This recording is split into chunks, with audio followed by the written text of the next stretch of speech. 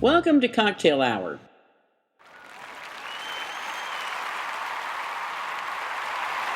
I'm Andy. And I'm the Rev. Welcome to another edition of Cocktail Hour, episode 12. Yay! We have two special guests on today, and the first is Rebecca S. Buck. She is a writer from Nottingham, England. Her first novel, Truths, was released in April of 2010, and she has a blog at WordPress. She has her own website. Yay, Rebecca! It's at RebeccaBuck.com. When she's not writing, she reads, she listens to music, and loves to travel. And a little plug for her, on July 23rd, she's going to be at an author reading and signing at Waterstones in Nottingham. So, ladies and gentlemen, if there are any gentlemen listening, book your flight, get your butts over to England. Absolutely. So, Rebecca, welcome to our show.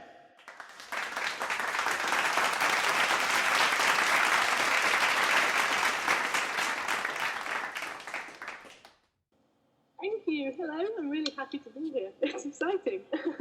It's exciting for us too. And I'm such a sucker for accents. I don't even care if you talk about the book. You can talk about whatever you want to.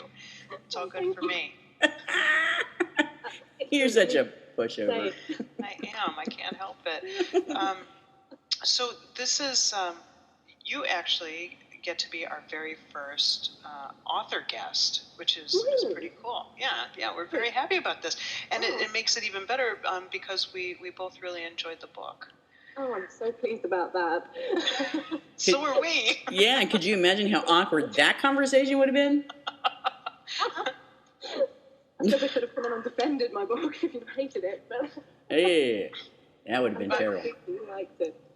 I'm still stunned when people like it, actually. I'm still quite new to this being an author thing, and when people like my book, I still feel very sort of moved and honoured when the people actually liked it. So That's cool. So thank you. That is cool. So, I didn't actually know about your novel. Rev brought it to my attention, and I read what it was about, and I go, oh, hell yeah! Let me read it. Let me get down and read it, because I love period pieces, and it had that element in the story. We're both big suckers for period pieces, and I love anything British. I can't help it. I think that was one of the things that I enjoyed tremendously about your book was the different vernacular that's used, and it feels different. It feels different. Usually I do the summary, but we're making the authors do the summary today. So, Rebecca, if you wouldn't mind, tell our listeners what your book is about. My book. Oh, my mind goes blank as soon as you ask me that. What's my book about? I think I know I wrote it. My book.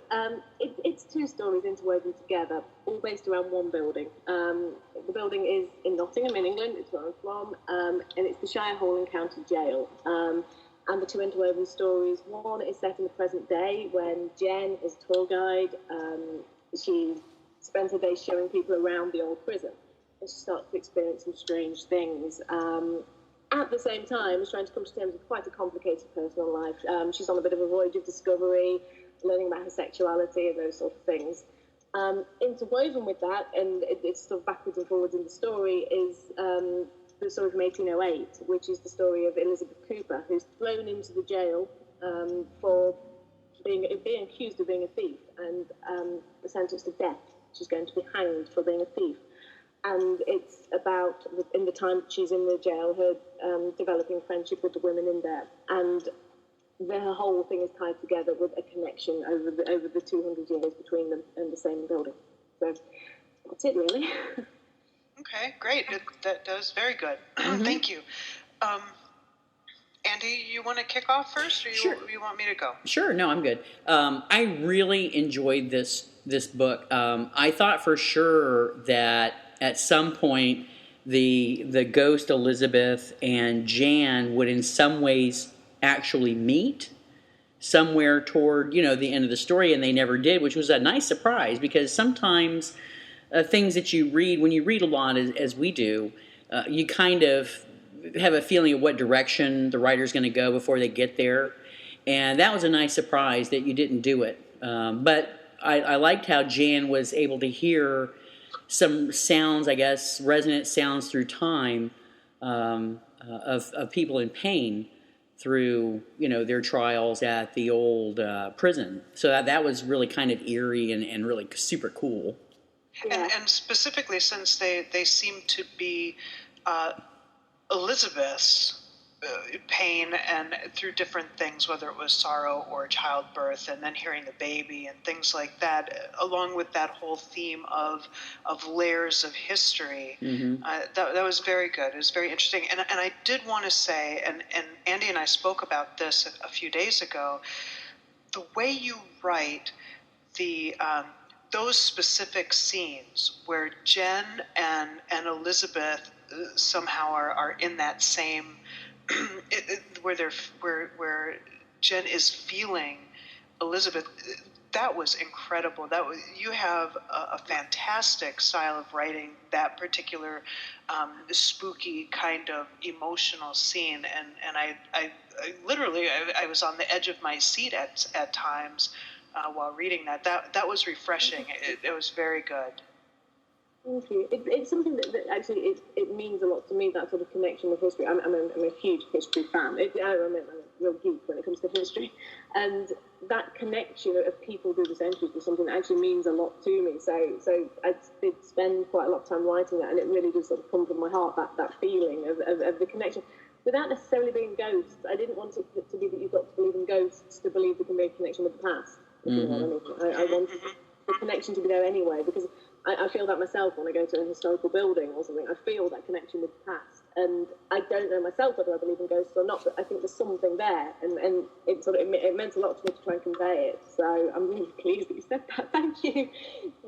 I'm really glad that it worked that way, because that was probably the driving force when I started writing it. Actually, was to that feeling, and then the rest of the book built around me wanting to draw on that connection. So thank you. Mm-hmm.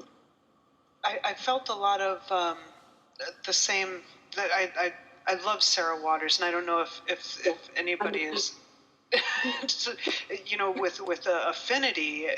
There was a lot of that same feel, and when I was reading it, I was thinking to myself that I could seriously see you writing a non-romantic type book that focused on that. I mean, it was just really good, and I thought that the rest of the book was good also, but those were the parts that drove me to keep reading. Yes, I actually agree. I think it would be really cool if, Rebecca, you actually would write a ghost story or even a horror story, because I definitely think you're able to have your reader feel connected, emotionally to, your style of writing and how you're able to convey what those characters are feeling. That was just amazing to me. Thank you. I have to say, I'm not actually a natural romance writer. I mean, my editor would tell you that the romance is the area which has to kind of prod me a lot and go, you need to inject a bit more romance, you need to do this. That those sections, the historical connection, the kind of the ghostly feeling of the sections, I'm fine on my own. With the romance, I have to kind of be poked a bit in the right direction. Go, you need to be more romantic here, if you know what I mean. So I think my writing probably will progress more towards that side of things, the history and ghosts as well. Actually, I'm very open-minded to writing something a bit more supernatural, because I didn't feel it was right for Truth, because I wanted it to be the history more than the ghosts. I didn't want it to be an out-and-out ghost story, but I am kind of erring that way a little bit more. I have quite gothic sensibilities, so it'd be something I think I'd enjoy doing. So, yeah. Watch the space. Well, you have a. I think I remembered in the back of the book, you had mentioned that the setting for the prison was loosely based on a real place. It's called the Galleries of Justice, and it is in Nottingham. And I worked there. I worked there first of all when I was 18, as soon as I left school, and I've also been back there more recently as a volunteer, actually not being paid, but to do more or less the same job that Jen does in the book. So I dressed as a Victorian and told tourists I was going to hang them if they misbehaved and things like that. Well, you have a link to that on your website, I think. I love the place. I still have got some friends that work there, and the building just inspires me so much. Though it's got a very dark history, there's such a connection with history there. There's dungeons going back to the medieval times that were possibly, if you believe the legends, were possibly where the Sheriff of Nottingham might have imprisoned Robin Hood. I mean, it's always been the site of the Shire Hall in Nottingham, so it's somewhere that's got so many layers of history. So I just love it. I had to have a link on my website to try and encourage people to go there. I love the place. So cool. Yeah. Very cool. Well, I have a question for you. It just popped into my head right now. Since we love historical novels, what are some of your favorites? Historical novels? Well, I mean, aside from Sarah Waters, who I adore, and bizarrely enough, despite the fact I'm a big 19th century fan, my favourite one of her novels is actually The Night Watch, because I think it's very clever, and I like the way she presents wartime Britain in it. But funnily enough, the historical novels that I started off reading and the ones that got me most hooked on the Regency period, I don't know if you've ever come across the Sharp novels by Bernard Cornwell. It was made into a TV series as well, starring Sean Bean as a Napoleonic soldier. And he's a British writer, but he actually lives over in the States. And those novels, they're all about the Napoleonic Wars, Britain and France, and this kind of rogue soldier. And I loved those. And I mean, what happened, that they kind of fused with me reading a lot of Jane Austen, and that Regency thing, the actual real Regency novels of Jane Austen, and then the kind of the fictional representation of what was going on with more like the working classes. I was just got so enthusiastic about the whole Regency period. So if there's a historical novel set in the Regency, I just want to read it. So.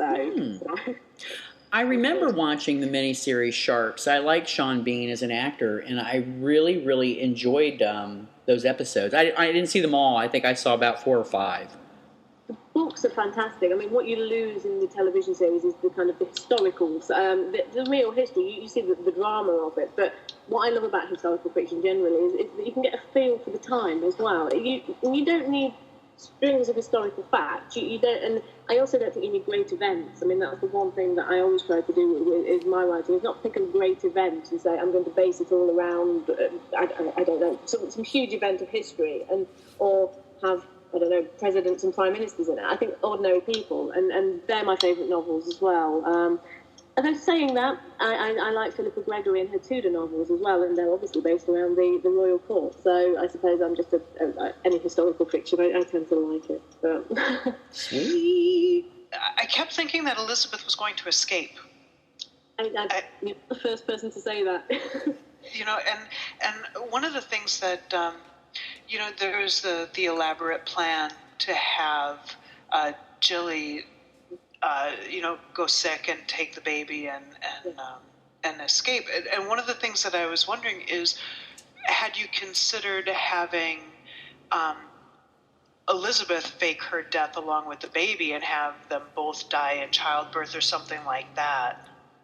I did. I considered all the ways that it could happen, and there are, obviously, I mean, with every plot, there's all sorts of different routes it could take, and I all the way along, kept thinking, I don't want this to have a tragic ending in any way. I still want it to have an optimistic ending, and I was thinking of ways she could escape, but then it sort of was like, if she escapes, what about Jilly? Might be able to escape, and it just came the way it did, sort of almost without me thinking about it, and it just seemed to fit. I mean, so you can always manipulate plots to make them to fit better. And I mean, there were scenes that I was writing that I almost didn't want to write. I was crying writing them. I don't really want this to be quite like this, but it just seems to be the way it's telling itself, if you know what I mean. I do, and I gotta say, I'm actually happy that she didn't escape. It was like Andy said, we read so many of these books that you have an idea of what's going to happen, and pretty much it usually does. But with yours, that part of it was very refreshing, because you've got a main character and she does die, and you knew that you told us right from the jump that this was her sentence and this is what was going to happen, and in the back of our heads, like no, got to have the happy ending, and there, I mean, it was happy to some degree, Verity got out and had her life and through her children and all of that. And I did enjoy the names, weaving the truth throughout. That was nice with, Jen's truth being Allie and Elizabeth's truth being Verity. Yeah, nice parallels. Yeah, very nice. Thank you. I was aiming to do that, so I'm glad. I do love names as well. I spend a lot of time naming my characters quite often to find a name that fits them. I mean, not always with the meaning, because that would probably be a little bit over the top to always have the perfect meanings for the names, but at least a name that fits the character. And those, I wanted, Verity, at no point did they go, oh, and Verity means truth. I didn't want it that obvious, but obviously people do know that. And yeah, I sort of enjoyed writing that, if you know what I mean. I like the parallels, so thank you for spotting that. I'm glad that you didn't explain it. There are some things that are just nice not to be hit over the head with, and a lot of books kind of dumb things down for us, and I didn't think that this one did that, and that was nice. Yeah, I agree. It's really hard not to dumb things down, and also the thing with Elizabeth not escaping. That's fairly accurate. People didn't escape, so I wanted a certain amount of the sort of the historical brutality to be there still as well. So I didn't want to just sort of please people by living up to their expectations of a happy ending, and in that kind of go away from the history a little bit. So I wanted to make the point about what life was like then, really. So. Yeah, so definitely impressed upon me. I'm really certainly glad I didn't live in those times. That's for damn sure. No. You could be executed for all sorts of things in those times. It was called the Bloody Code, and there were so many crimes you could be executed for. And admittedly, quite a lot were commuted to transportation to Australia. But even so, people were being sentenced to death just all the time. So it's frightening times. Yeah. And poverty and starvation were just rife. I mean, people don't think of historical Britain as somewhere that people were starving to death, but they were. And it's not a short time ago was the 19th century. So the history of real people, I get quite passionate about the history of real people. It's something that really moves me. So I was trying to convey a little bit of that. So I enjoy that type of history as well. I mean, we hear, there are some, most of the historical stuff that regular folks on a day-to-day basis are exposed to are famous people or powerful people, but it's the regular person, the everyday person who struggles to put food on the table. And one thing that I've always enjoyed about non-American work is the discussion of class, because in America we don't. I think that most of America believes that they're middle class. We don't really understand the concept of a true class system, even though we do live in one. We just don't acknowledge it as such. But I don't want to get into politics. Yeah, right. Come on now. We try to avoid that. Yeah, we do. So there were. I don't know if you've not heard the show before, and we don't expect that you had. There are usually some things in a book that we just got a call on, and there were a couple of things. Wait! You didn't say call bullshit, because that's usually what you do. Okay. Don't be sugarcoating it.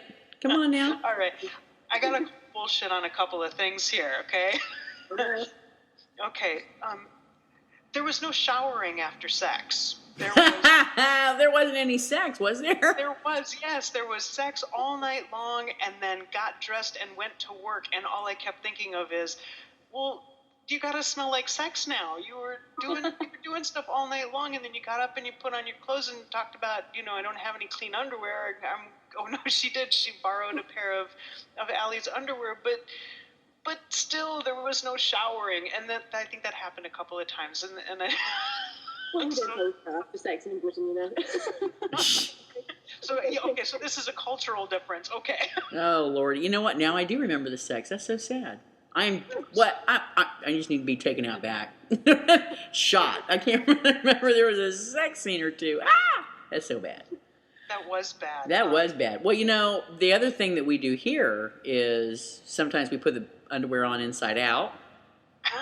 No, you may do that. I don't do it. Sometimes people go commando. Hello. That would be my choice. Underwear. I mean,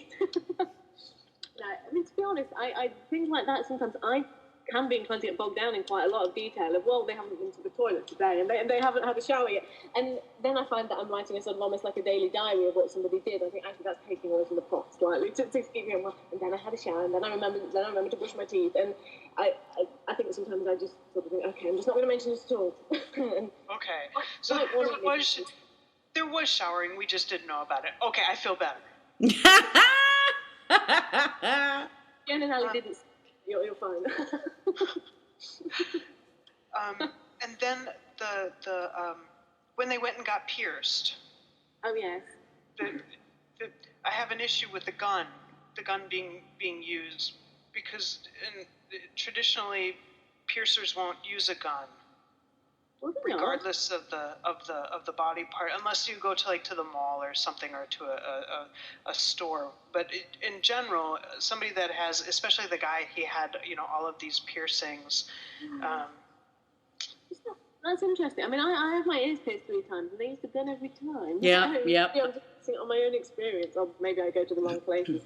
Yep, my ears were pierced with a gun too, actually. But mine were pierced the first time with a gun at just like a shop that sold, like bracelets and jewelry and stuff like that. But if you go to a piercer, they usually use a needle. Ah. Yeah. Learned something. And the only reason that it caught my attention is because we did a show several weeks ago where somebody was big into S&M and they used a gun, but it was, so that's the only reason it stuck out to me. It's not a big deal,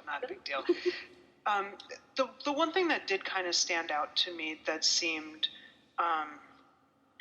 kind of unrealistic was, and Andy and I spoke about this a few days ago, is the quickness of the relationship between Jen and Allie, which actually, as the more emotionally tumultuous things happen between them, you can see how their relationship would have developed a bit more quickly than had they just gone the normal dating route.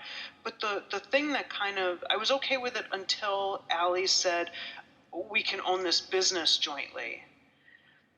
Yeah. That seemed a bit too much, because especially where she was talking about the she's more of a live for the moment kind of person, and this may work and it may not, but let's enjoy it while we can. But to own a business where this is something that she's been wanting to do, that seemed to kind of push it over the top a little bit. I have to say, actually, it's something that I think a lot of writers do. This, you read a book after it's been published, and you kind of go through it again in your head, and you think, actually, if I wrote it again, I probably would write that bit differently. And the whole ending between Jen and Ali, I think I would write slightly differently. Not in the level of happiness, but just in the way the happiness plays itself out. I think I would write differently. I mean, it's 3 or 4 years now since I actually originally wrote that, and I think probably the way I think about things has changed quite a lot since then. And I probably wouldn't have that aspect in it. There would still be a happy finality like ending, but it probably wouldn't be quite so all-encompassing. And again, actually the speed of the relationship is something that I did actually myself question while we were editing it a few times, because I don't know if you know, but part of the process of editing a book is quite often, obviously, to do a timeline, to make sure everything fits into a logical pattern. And when I wrote it down as a timeline, I thought, oh, that's very quick, actually. There's one moment they're meeting each other, the next moment they're sort of in bed, the next moment they're kind of like, oh, let's live together. And I did think that, but at the same time, I didn't want to just sort of take away from the emotion and the pace at which sort of Jen's self-discovery. I didn't want to drag it out and have her kind of mooching around for days going, oh, I'm not sure. And so to keep the pace, probably it is slightly unrealistic. I wouldn't agree with you, actually. So there you go, I agree. Well, I did like their relationship and the connection that they had, and the way that it really, I mean, and Andy and I, we talked about this, that it really pushed, Jen to acknowledge all of those things that she had been stuffing down for so many years. Mm-hmm. Go ahead, Andy. I know you want to get in there. No, no, I thought you were doing perfectly well. I think part of the criticism on that score is that it seemed like there was a lot of repetition with that part of the story. How she kept reminding the reader that she had pushed it down and wouldn't acknowledge it for years, and had all these, terrible, well, not terrible, but unfulfilling relationships with the guys that she dated. And it was repeated a few times in the story, but to me, it didn't detract from the story. But it was a little bit repetitious. But overall, I thought that the romance part wasn't done badly. No, not at all. And that was and coming from us, we're not. I mean, we enjoy romance to be sure, but for us it was, let's get back to that historical. Yeah. I just chalked up the romance part when they went a little fast, not even thinking, like you said, Rebecca, about trying to match the timelines. But I was thinking, it reminded me of that old classic joke. What does a lesbian bring on a second date? A U-Haul, it's just too funny. But yeah, I know. I think possibly I wasn't so aware of that joke at that point when I wrote that book. I think now maybe I wouldn't have done it quite the same way. Because every time I read it, I instantly think U-Haul, and I don't even know. And being British, we don't even have U-Haul. So clearly, I picked that up from something. But no, I have to say, I can say the romance book was always the bit I was the most tentative about and the shakiest about, and it got strengthened a lot during editing. The original draft. For the start, there's a lot more repetition. I'm a terribly repetitious writer to begin with. But if I want to make a point, I tend to repeat it about 100 times. And that's when my editor, Ruth, bless her, comes in and goes, no, you've repeated that, then you've said it again, and you've just said it again in a different way. And, okay, I'll edit a few of those out then.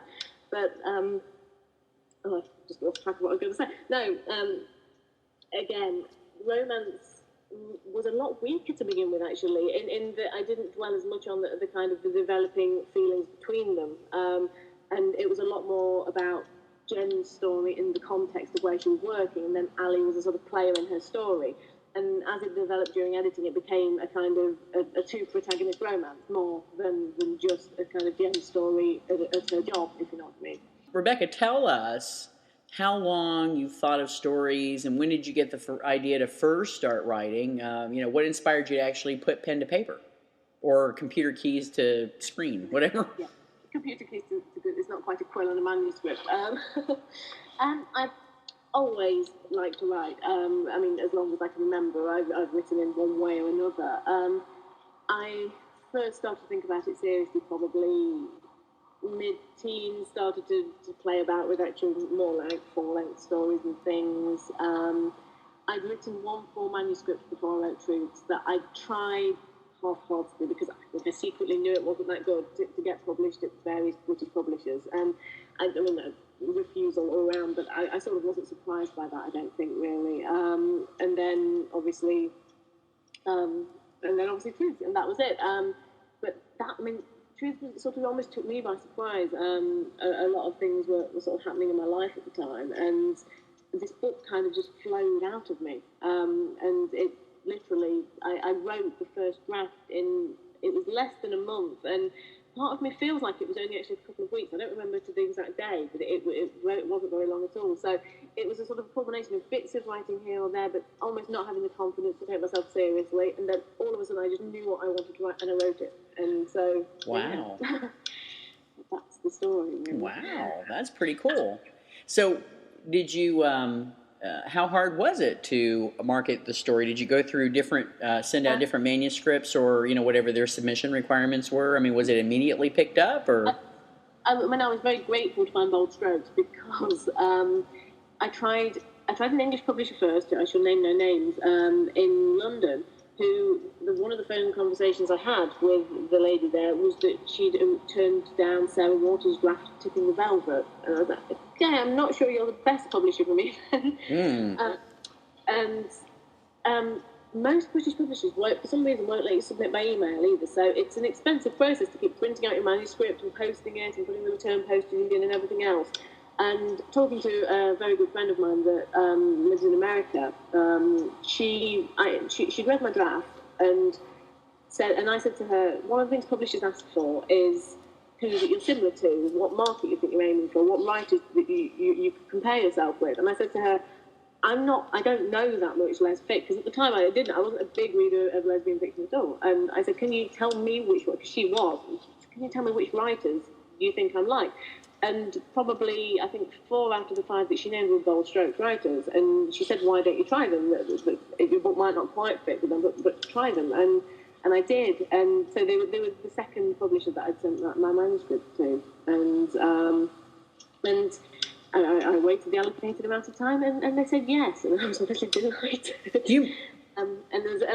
It's quite an intensive editing process after that, but once it's accepted and you sign the contract, you can be happy. Wow. Did you do the happy dance? I did. Have you gotten, when you were, I know you said it was a very quick process for writing it, but when you were writing it, did you see in your mind's eye any particular actors or actresses or people you knew when you were writing these characters? It's funny you should say that, actually. Not completely. I take elements a lot of the time from people I know for characters. The only one that I think the physical appearance, and people have said this to me, like, you based it on that person, didn't you? I'm a huge fan of Joan Jett, and I think Ali took her appearance quite a lot from the poster I had on my wall above my desk. When I think, okay, I need an attractive female, and I think almost subconsciously, without realising it, I made her look a bit like Joan Jett. Cool. Who is, of course, American, and no one in this country's ever heard of her, so when I say that, they go, who? Oh, that's just sacrilegious. No. But outside of that, no, I take elements from people I know and from celebrities, but I don't base a whole sort of appearance or character. Someone might just have the haircut of someone I know or that I've seen in the street or something like that, but not anything like the whole thing. So I gotcha. That'd be too dangerous to base. Well, yeah, like. Exactly. Oh, so I know I have this. I might have to cut this part out, but I'm just curious. Did you watch? Like, what lesbian hasn't? But seriously, have you watched Xena Warrior Princess series? I have, but not in any sort of consistent way. I've seen plenty, but not in a. I can't say I've seen all of it, or that I'm a huge obsessive fan of anything. But yes, I have. Okay. Well, we won't hold that against you. Yeah, exactly. So, are you more of the Xena gal or the Gabrielle gal? I gotta know. Oh, I'm more the Gabrielle gal. Well, in that I'd go for Xena. See, Rebecca's a gal after my own heart. There you go. I really enjoyed your book a lot, and I really look forward to reading your next offering. When is it going to be out, and what's it about? It's out in April. It's called Ghosts of Winter.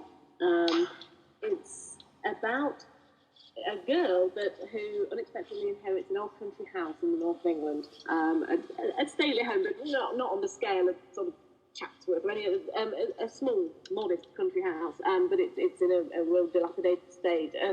But she's at a point in her life where the best thing she can think to do is to move into this house and to start trying to renovate it. In doing so, she comes across quite an attractive woman in the form of Anna the architect, and there's a bit of a romance going on there. But true to form, I can't just write a romance. And the history of the house starts to sort of play a role. I'm not going to say it causes her to change direction, but in terms of her emotional state and things like that, the history of the house, and you get glimpses into the history of the house at different points over the centuries in the book. So kind of the story that ties it together is really this woman Ross, her personal journey from quite a bad place where she's not in her job anymore. She's her mother's just died. She's just come out of a relationship that's all very terrible and loaded a lot of grief onto her, and but then kind of a discovery of herself at the same time as she's renovating the house, with the pleasant distraction of an attractive architect to have some fun with. But then as well, the history of the house does come into it, and you get to see moments in the house's history as well. So. Excellent. Yeah, that sounds great. Yeah, sounds very exciting. And it's April, huh? Sorry? It's going to be in April this year?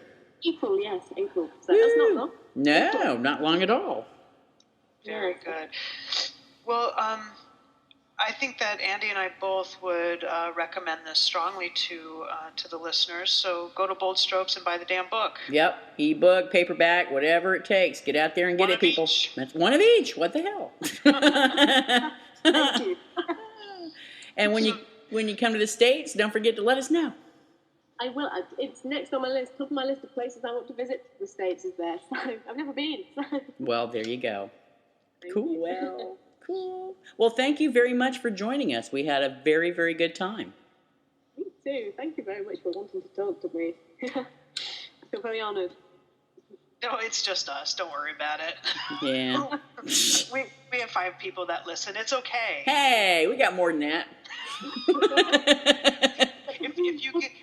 If you get a major spike in sales, it's purely due to us. There you go. It's a thing. Do you want permission? No. Well, thank you so much, Rebecca, for being our first author guest. It was fantastic to talk to you, and made even more so because your book was just really good. I really enjoyed it. I can't wait to read the next one, and I can't wait for the gothic horror novel that I know is going to be coming sometime in the next couple years. I've got a vampire story in an anthology later this year, so that's probably my first branching out into that. Oh, very good. Yeah. Okay, excellent. Woo. Unless you guys are going to say something else, I'm stopping recording. But maybe she'd like to say goodbye. Parting words? Bye. Oh, that was easy. Pressure on you. It was a good conversation. Thank you, seriously, for joining us. I'm pleased to introduce our second guest on the podcast, Winter Pennington.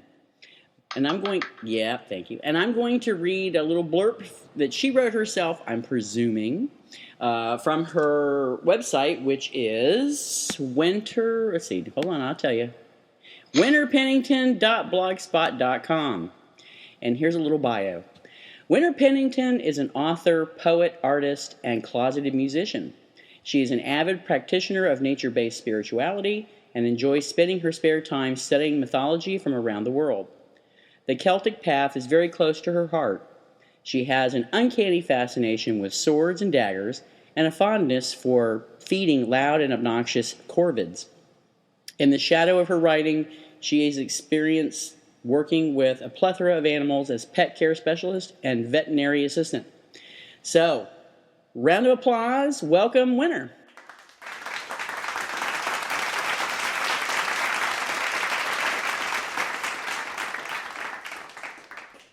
Thanks for coming, Winter. We're happy to have you here. Thank you for inviting me. I'm very happy to be here. Yay, we're all happy. Yeah, we're all really happy. The drink for today was the French martini. And I drank that glass, or I drank a French martini earlier today on the first recording. And Rev is now enjoying one, and I'm having a gin and tonic. This is really good. Really, really good. I have to say that I think the chocolate martini and this one are, man, it's close. It's close. Well, it's French, so it's good. I don't know about all that, but it tastes like almost like a nice raspberry sorbet or something like that. It's very nice. Very nice. Good selection. Excellent. You had one of these when you were on your trip, right? Yep, I had my first taste of a French martini in Charlotte at a Greek restaurant. It's good stuff. Hey, I got to go with what I got to go with, All right. Yeah, all right. It was really, really tasty. And Winter is having water because she wants to be on her guard because we're crazy and she doesn't know what angle we're going to hit her from. So, Yeah, there's a good idea. And if you interrogate, I interrogate back. Just remember that. Oh, Lordy. Ooh. This was challenging. As you all know that listen, and Rev says we only have 5 listeners, which I disagree with. But you said 6, so no, I did not. Okay, so anyway, we listeners. we reviewed Winter's first. I'm drinking water. We reviewed Winter's first book, Witch Wolf. Is that right? Yep. Oh, excellent. A couple of shows ago, and now we are going to review Raven's Mask. And it's not Ravens, is it? But there's no S. Oh, it's Raven Mask? Yeah. Oh, my bad, sorry. We have a guest, you got to know this stuff. Oh, please. All right, Raven Mask. Hello. Okay. So we've asked, actually, probably cajoled Winter into giving us a summary of her own book. Yeah, it was more like you're doing the summary, by the way. Don't give our secrets away. Warning, I do suck at summarizing the book, so you should do it. You do better than I do. Trust me on that one. That's a compliment when you have the author telling you that, All right. Well, Andy, what do you think? Okay. We've had a change of program, listeners. We are going to let Rev do the summary, and you would have really enjoyed the conversation, but I have edited out the earlier part of why Winter is not reading the summary. So take her away, Rev. Okay. Raven Mask picks up very soon after Witch Wolf. I think it's about a month. And one of the characters that we got introduced to in the previous book, Timothy Nelson, has been killed, really, and that's how it opens up. Cassandra's been asked by Arthur Kingfisher again to come in and help out on solving the case. So we're looking at and then Timothy's body disappears. So we're fairly certain that he's been going to be turned into a vampire. So between that and Cassandra and Lenore's growing relationship, and we get introduced to some additional characters, there's all kinds of stuff going on. And I think we really get to see the relationship between Cassandra and Lenore develop a bit, as well as Cassandra learning some more things about herself. I don't know. How does that sound? Is that okay? Yeah. Better than I was doing. All right. Okay, well, why don't we kick it off from there? That works. All right. Okay. I got to tell you, I really liked how much more you got to see Rosalind in this book than you did the first one. I felt it anyway. And I really, really, really like that Eris character. And oh god, I keep thinking of Zephyra from I know. Knights of Silk and Sapphire. That's why I can't think of what that other character's name is. Just round it out, Zafara. Okay. And Winter, if we massacre somebody's pronunciation, just jump in, because we're notorious for it. We can't pronounce anything properly. What? You, not me. I'm pretty good at it. You're just as bad, I if am not not worse. No. You are. Okay. Anyway. All right, go ahead, Winter. I could feel the jaw drop. What? Yeah, what? I'm confused. Wait, what? Okay, so Zafara, I believe, is that the correct pronunciation? That is the correct pronunciation. Zafara. Excellent. Okay, Yeah. Go ahead, Andy. I like her. She just gets under your skin like a tick. You know what I mean? Mm-hmm. Yeah, I did like that character, and I liked how she and Cassandra just butted heads. That was good stuff. Yeah, Cassandra is kind of... She really gets on Cassandra's nerves, and she does it so intentionally. Mm-hmm. Yeah, and you really, really played that well, I think, in the book. Really did. And then there's that eventually they're going to maybe not become the best of friends, but there's already that mutual respect building. That was great. No, he really has to earn it with Zafara. Yes. Right. Yeah. And Eris, that was very interesting, the way you have that sexual tension between them, and the honesty that that Cassandra and Lenore really have in regard to the option of exploring that portion of the attraction. Yeah, Lenore kind of threw Cassandra and I both a curveball on her reaction to that. We were both kind of like, huh? What? Yeah, one more example of how characters write themselves. Oh, they do definitely. And Cassandra can definitely dig her heels in on stuff, too. They seem very well matched as far as their strength of personality.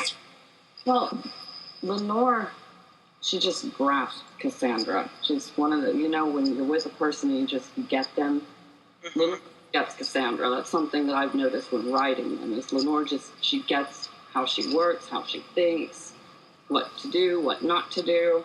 Mm-hmm. One of the things that I like so much about your books is your voice. The Cassandra's voice. I don't know how closely that mirrors your personal voice, but the I wish I knew where the hell this was. Where you're talking, there's just a lot of humor in it. As far as here it is, when you're talking about the vamp sluts, and you have Rosalind say, Cassandra's looking for a less offensive term to vamp slut, and Rosalind says, yeah, not really. There's death banger, fang whore, blood bitch, coffin thumper, coffin bunker, and fang fucker. Just the pace that you can feel the pace in your head when you're reading it. It was very, very good. You really get drawn into it. Well, thank you.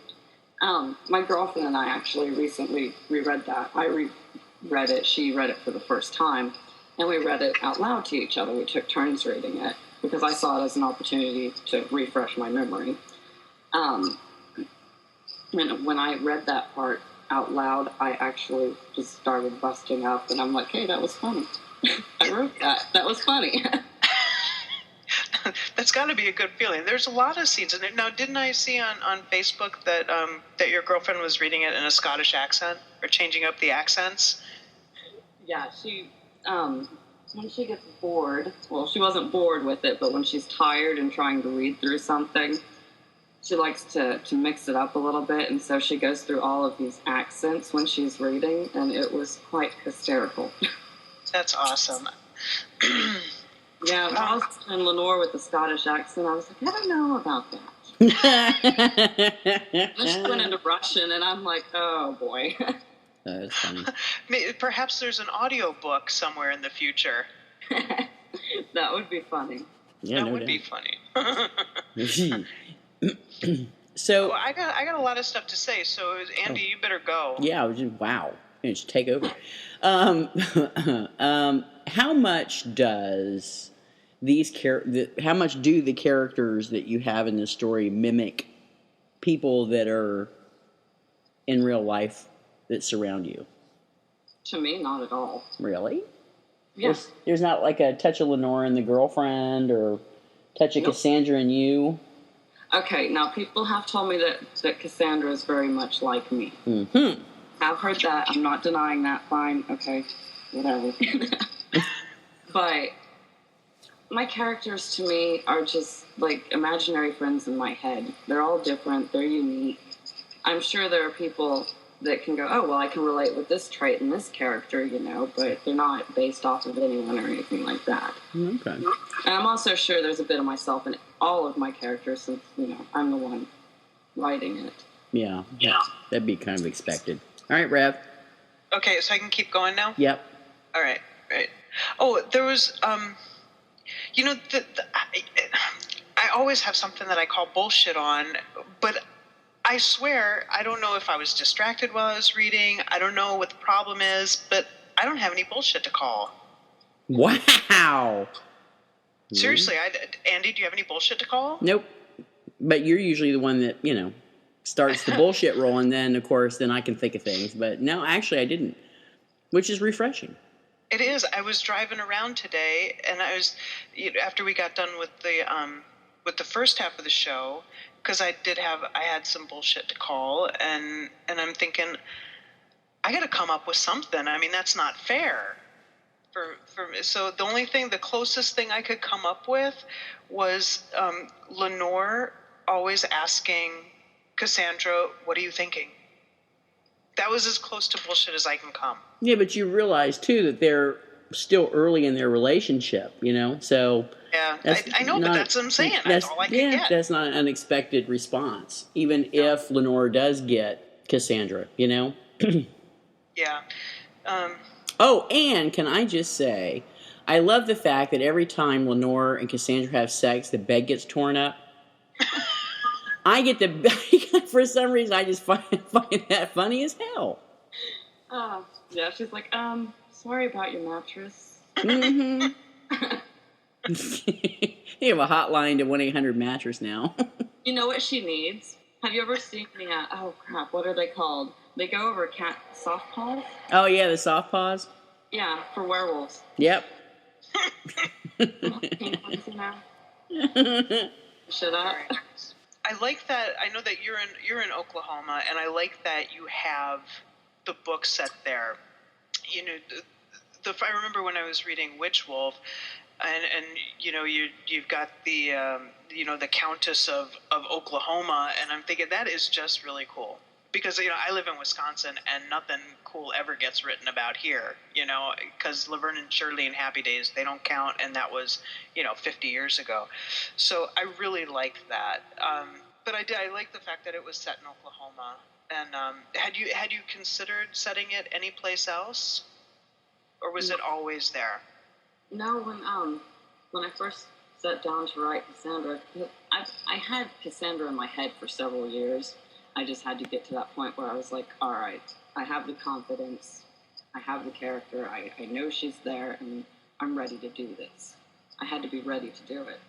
And when I sat down and wrote it, I'm just like, she's in Oklahoma. Use what you know? Yeah.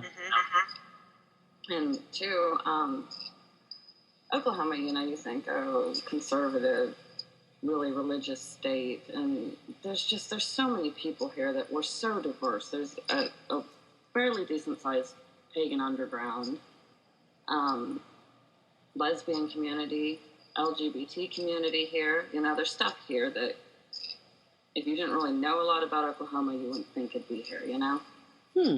I think everybody knows that we're just going to give everything away at this point, don't you think? Maybe, yeah. Especially when you say it like that. Naked. Is that okay with you, Winter, if we just, spill the beans on all the stuff? That's fine. Go for it. Okay. I really liked the addition of the fairy blood in Cassandra's character, and some newfound abilities that came with that, which also kind of, binds her a bit to Zafara as her teacher. Yep. So how many more surprises can we look forward to in Cassandra's makeup? I don't know. I can't predict that because they like to surprise even me. I don't see any more different additions. If anything comes up, I think it would definitely tie into her Fey blood. Okay. I don't think she's going to gain any. I know a lot of people when they read Witch Wolf, they were just like, "Whoa, where did that come from?" And yeah, I was kind of like that too. And then I was like, "Oh, that's why that happened."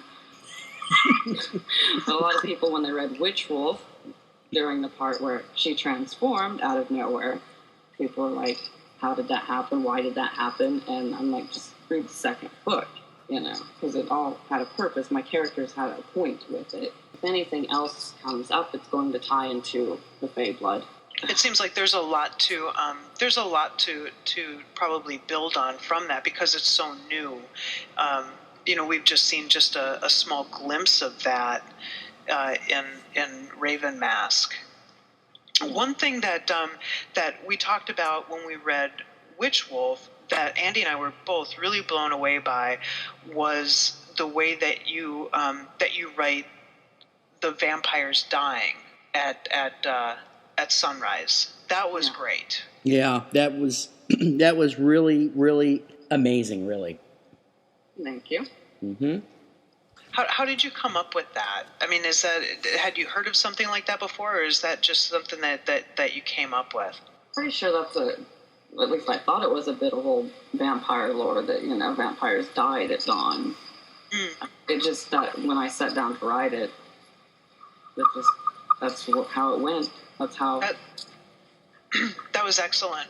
Really, really good. It was, I mean, and I've not read that before, so not that I'm, The conversation that Cassandra had with Lenore about it really made you stop and think about the aspect closer than just the vampire lore. They have to crawl in their coffin or, be sealed in a room without sunlight because, they could burn up to a crisp. But it was almost, it made you focus on that facet of it. Like, okay, right, yeah. It made you think about it more. Mm-hmm. There's no heartbeat, there's no breathing, you're still as granite. I mean, it's really dead, which was really cool. And the way you have, in Witch Wolf, there was a really intense scene that happened, after Lenore wakes up for the first time of spending the night with Cassandra. But in Raven Mask, she's used to it by now, and I like how she just kind of, gives her a kiss on the forehead and slides on out of bed. Yeah, Cassandra, because the books take place where you go from Witch Wolf to Raven Mask in a month. They've already been dating for like a month. She has had a bit more time to adjust to the relationship, to fall into sync with the relationship. Yeah, I think that's apparent. Yeah. Oh, and one other cool little twist that I found really fascinating was when Lenore fed on Cassandra or tasted her blood, she didn't have to die at dawn. Yeah, that was a weird one. There's a lot of times when I'm writing and it's just like I go to the next scene because I pants and plot. And sometimes I plot and my characters go, haha, no, fuck you. Their own thing. That didn't come back up again after that initial discussion of it. Is that something that might come up in the next one? More than likely, it's something that will come back up down the road. I mean, I'm not just going to drop it off. How it's going to come about, I don't know. But that was one of the things that really, Cassandra has powerful blood. Mm-hmm. It's Fae with lycanthropy, and that was when Lenore had drank from her. So right, it did feed into the discovery that she has more than what we know about. But it would be really, I think it would definitely be interesting to see that followed up a bit, a little more in depth maybe. Yeah. Well, but yeah. In future books, I'd also like to follow up more. I'd like to personally learn more about Lenore's mistress. Yeah, she came up early in the second book. Yeah. She came when after Lenore drank from Cassandra, Lenore had mentioned that her mistress was capable of, avoiding dying at dawn by drinking from someone who had powerful blood. Mm-hmm. And yeah, so I'm just kind of like, So what inspired you to actually sit down and write this ongoing series? Oh, like I said, I had Cassandra in my head for a couple of years before I actually sat down to write it. Before that, though, I'd been writing short story after short story, trying to get my short stories published. I wrote Witch Wolf when I was 21. I finally just got to this point where my short stories kept getting rejected, and I was just like, fuck it, Cassandra, let's go. And we went, and it flew, so. Well, I'm glad you did. Absolutely. Absolutely. You like I said before, you've got a great voice. Reading your books is, it's like sitting down and, the characters feel very personable. I mean, not in a nice, friendly kind of way, but maybe if you're on Xanax, but they feel real. I think that's what I'm going for. They feel real, and even though they're not they're not folks that you would meet. They're easy to connect with. one thing I wanted to ask you is, as I continue to read this, and once the Faye storyline got introduced, I wanted to know if anybody has mentioned to you any similarities with Kim Harrison's work. And I don't know if it's because we just got done talking about that, and Andy and I've been reading some of her stuff, but I did notice some similarities. And I was just wondering if anybody had mentioned that to you, or if you have any thoughts on that. Well, my girlfriend just raised her hand, so I guess she's saying that she's mentioned it. I don't remember her comparing me to Kim Harrison, but so that was the first for me. I have gotten comparisons. I've gotten comparisons to Laurel K. Hamilton. Who's the guy that writes the Dresden Files? Jim Butcher?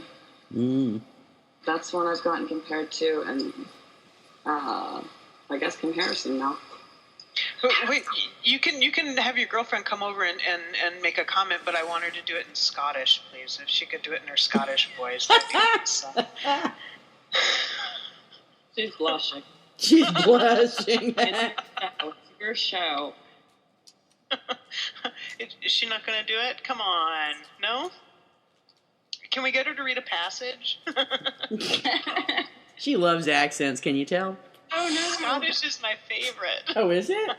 I tried to get my wife to get some voice coaching done in Scottish, for a Scottish accent, and the only thing I could ever get her to say is, "If it's not Scottish, it's crap," and that just really didn't do much for me. So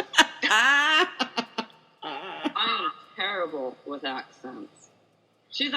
Beck is actually pretty good at them. But she's shy. Well, we just have to take your word for it. All right. I'll try to sneak record her. Hide a camera in my pocket. That would be awesome. Oh my God, you're killing me. Have her do a small passage, and we can splice it in, or do a special post for it. She's laughing and blushing. Oh, that's too funny. The last thing I guess I want to say is it never hit me until the last line of the story with the Raven and Lenore tie-in with Poe.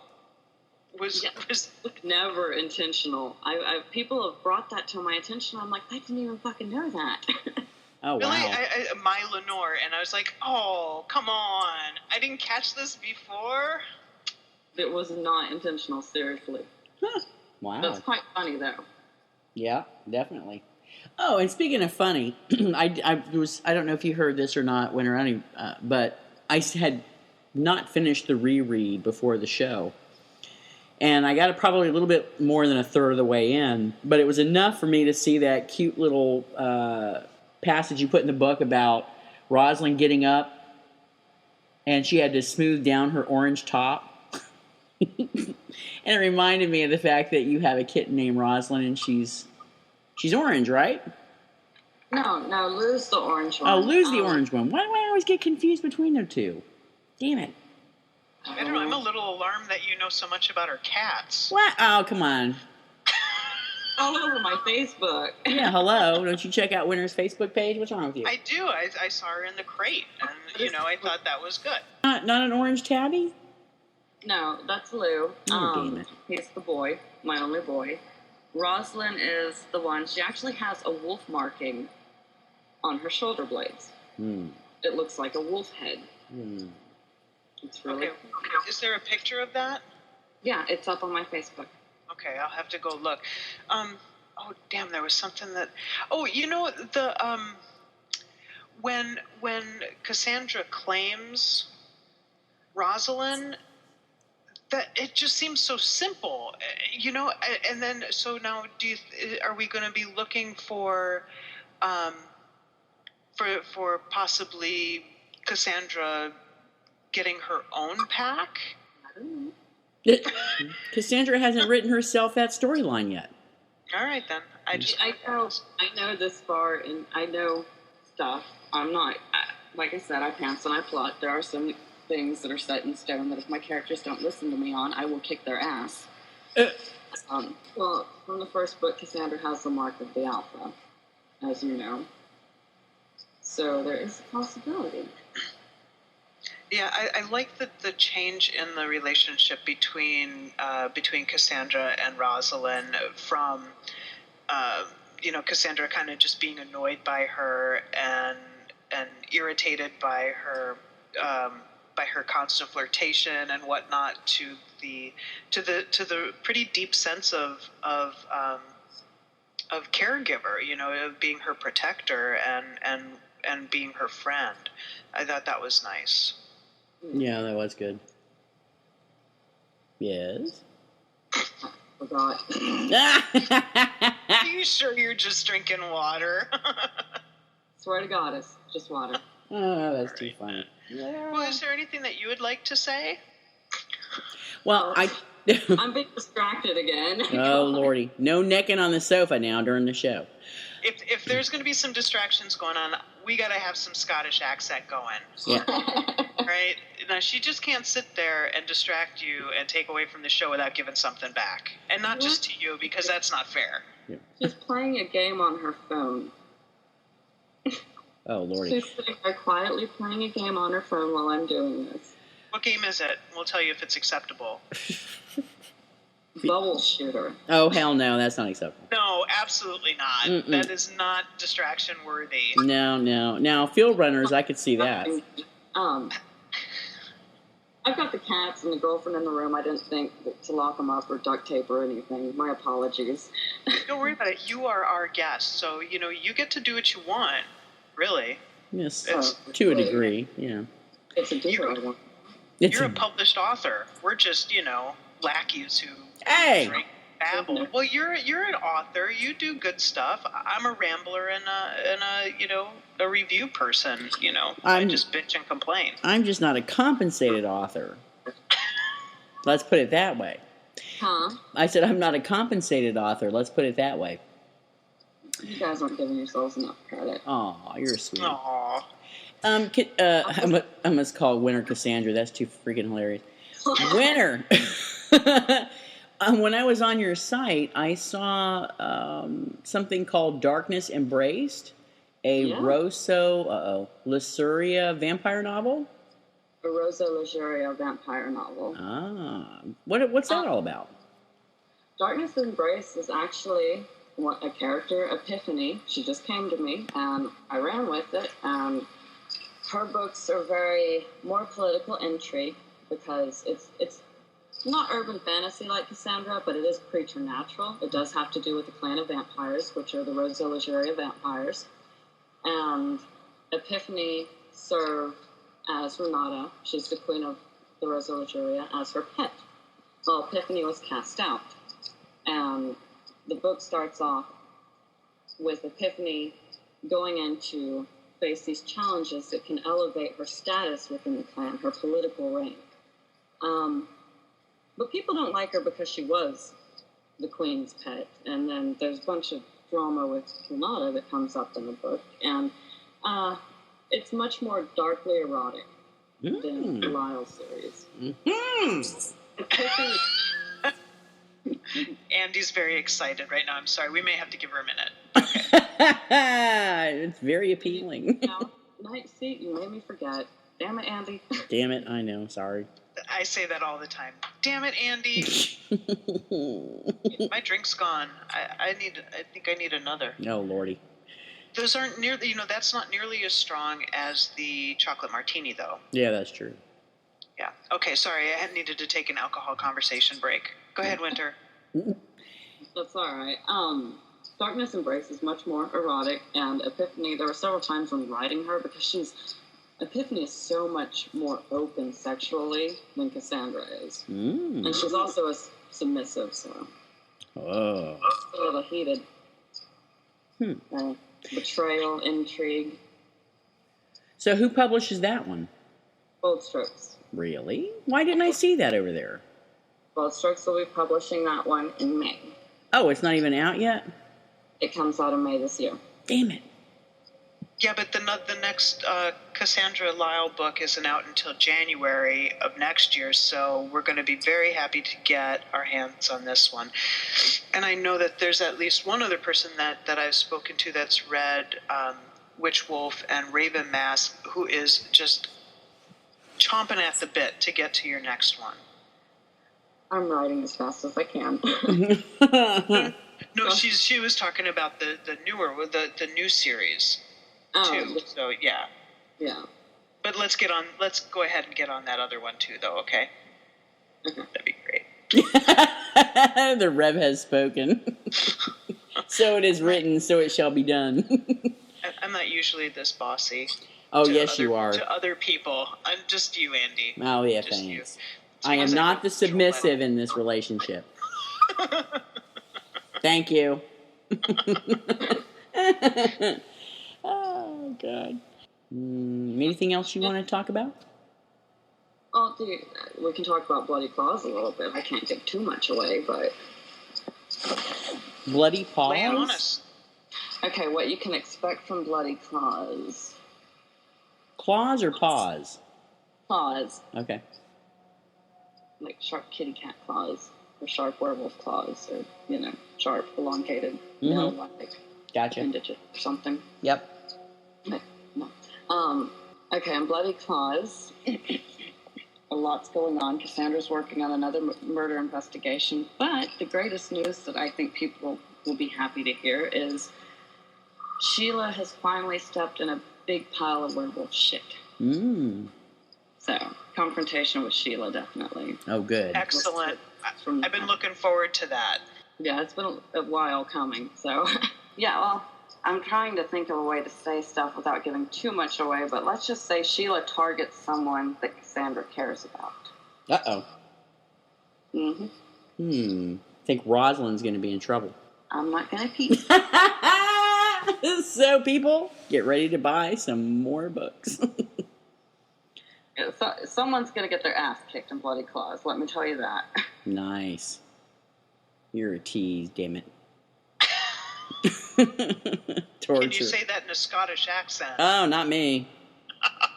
Only Scottish accent I do is the Mike Myers versions, and it ain't good. Yeah. That's all I was getting to. Yeah, I can't do it. We all just need Winter's girlfriend. Yeah. Come on, get on there. I know you can hear me. Yeah.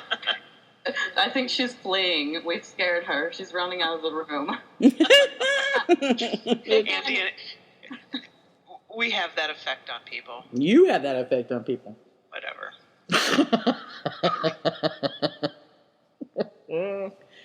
Aye. We're too much.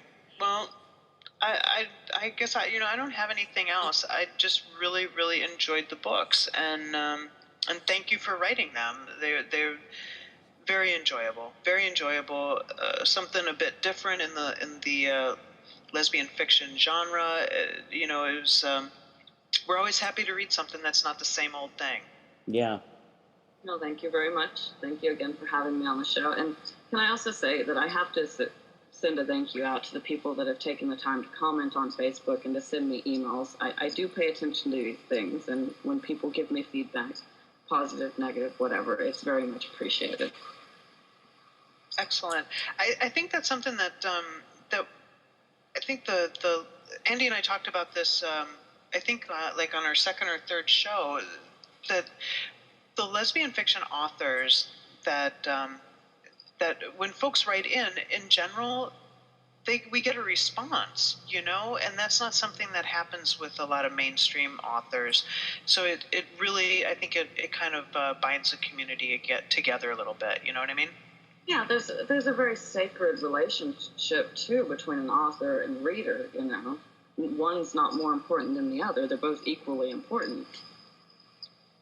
It's nice that authors like yourself recognize that, and I think as readers we get that and we feel it, and that really does help to build that relationship that you just don't seem to get a lot of with a lot of mainstream authors. So thank you.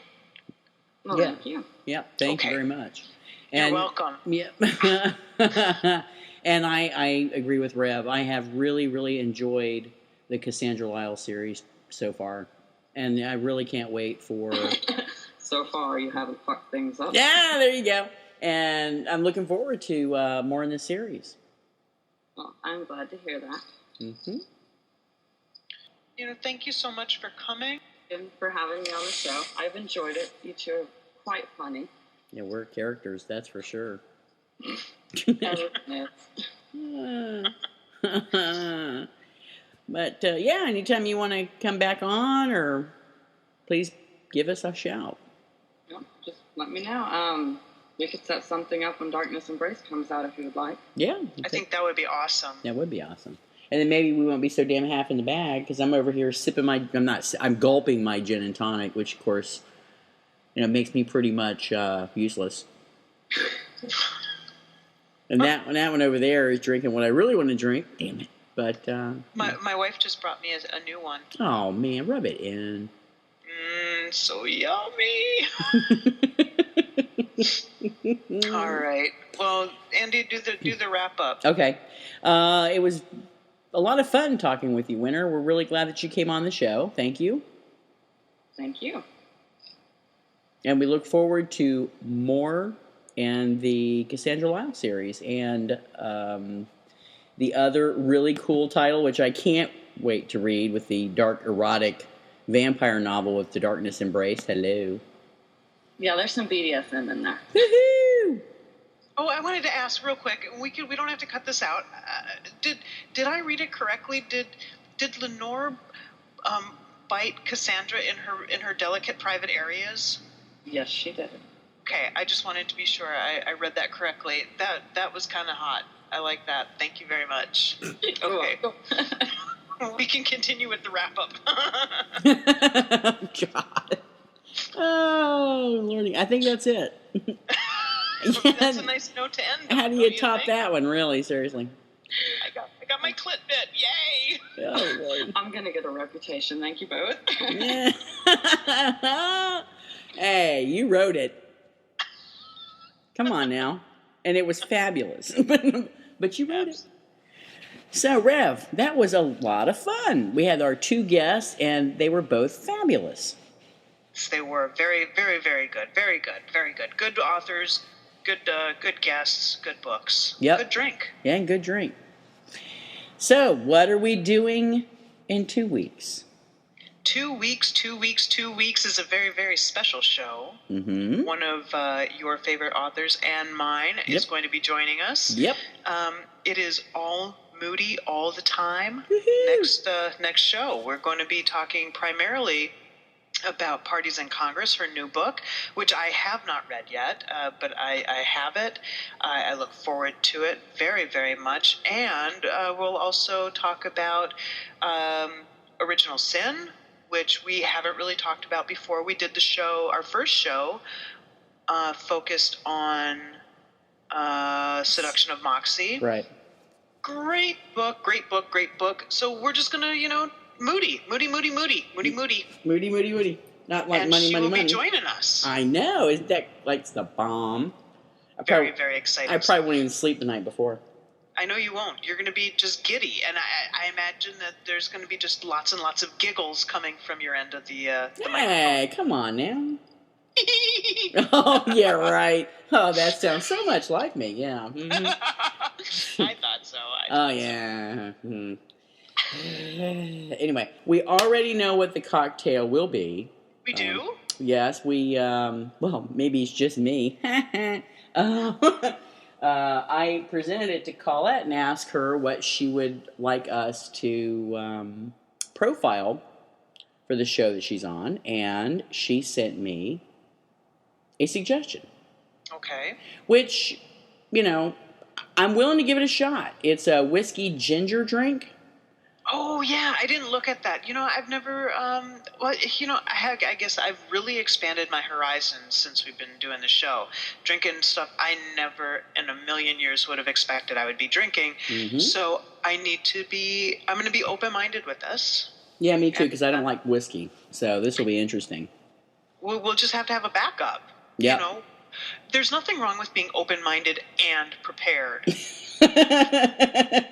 That sounds like a mom talking right there. Remember that one. Or a bastardized, Girl Scout motto.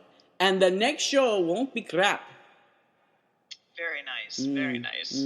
Excellent. All right, so check us all in 2 weeks when we have All Moody all the time. Yay. Good night. Good night, Brad.